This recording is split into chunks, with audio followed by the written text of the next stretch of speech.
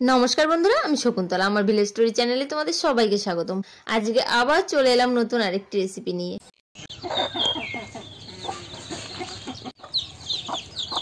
জিওল মাছ দেখে ভয় পাচ্ছে ওরা।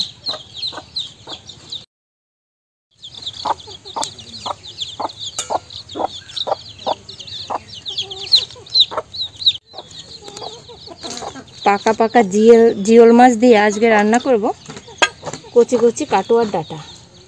খুবই সুন্দর স্বাস্থ্যকর একটি রেসিপি করব। তেল, জিওল মাছে কেমন তেল!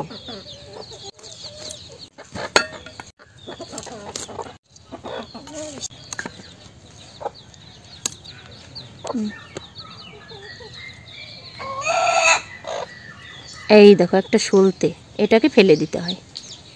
এটাকে নাকি বাউন পইতে বলে, জানি না কি বলে, ঠাকুমার মুখে মায়ের মুখে শুনেছি, সেটাই বলি।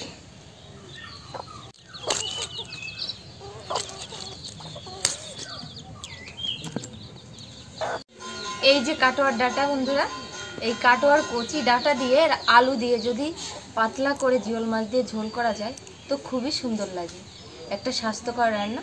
তো চলো শুরু করা যাক। ডাঁটা শাকটাকে ভালো করে কুটে বেছে নিই। আর এটা শাকই বলতে পারো, যেহেতু এখনও কচি আছে, মানে ডাঁটাটা তেমন শক্ত হয়নি এখনও, কচি ডাঁটা তো, তাই শাকটাই ঠিক আছে। এর মধ্যে শাকের পরিমাণটাই বেশি আছে।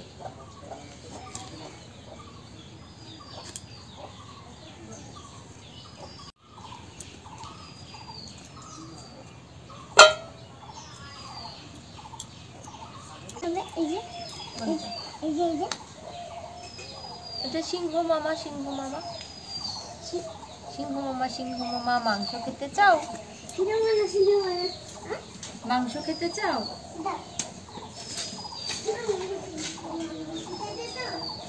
উনুনটা জ্বালিয়ে দিয়েছি বন্ধুরা। এবারে শুকনো খোলায় অল্প কিছু জিরে ভেজে নেব। জিওল মাছটা তো আগেই কেটে নিয়েছি, দেখেছো তো। ওটাতে একটু লবণ হলুদ মাখিয়ে নিই। দিয়ে দেবো লবণ, একটু হলুদ গুঁড়ো। মাছগুলো ভেজে নেব। কড়াইয়ে তেল দিয়ে দেব। এই মোটা মোটা জিওলগুলো তেলে দিলেই কিন্তু ফাটে।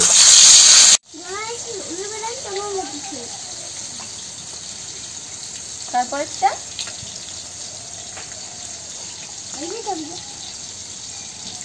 বক মামা, বক মামা,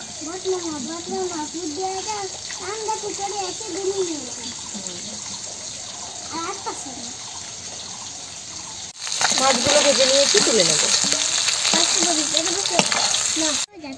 ফোড়নে দেব গোটা তেজপাতা আর দেব রাঁধুনি। কেটে ধুয়ে রাখা আলুগুলো দিয়ে দেব।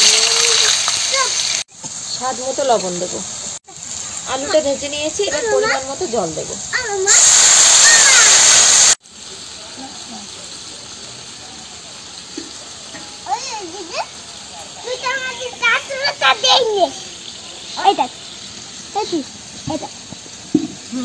ওইটা ভালো পড়া, সব করতে হবে, বইতে যে পড়া আছে সব পড়া লাগবে।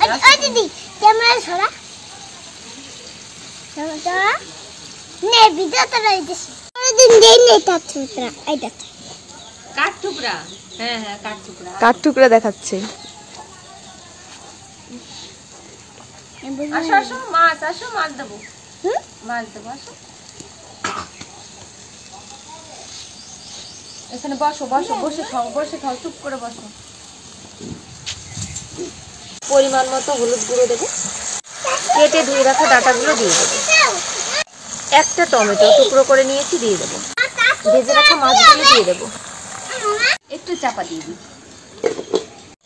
এবারে দিয়ে দেবো চিড়ে রাখা কাঁচা লঙ্কা। কাঁচা লঙ্কা একটু পরে দিলাম, কাঁচা লঙ্কার কিন্তু একটা ঘ্রাণ আছে, সেই ঘ্রাণটাই তরকারিতে থাকলে বেশ ভালো লাগে। তরকারি কিন্তু একদম রেডি হয়ে গেছে, সমস্ত সবজি গলে গেছে। এবারে সেই ভাজা জিরে গুঁড়োটা দিয়ে নামিয়ে নেব। হালকা পাতলা জিওল মাছের ঝোল, গরম গরম ভাতের সঙ্গে গরম গরম জিওল মাছের কাটোয়ার ডাঁটার, কচি কাটোয়ার ডাঁটার ঝোল। এই যে এটা খেতে যে কতটা টেস্ট, পরে কষ্ট হয়েছে না বাবা, খাও।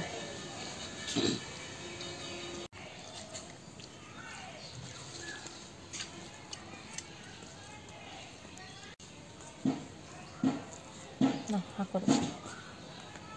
হ্যালো, এই সমস্ত তরকারি এর কোনো তুলনা হবে না।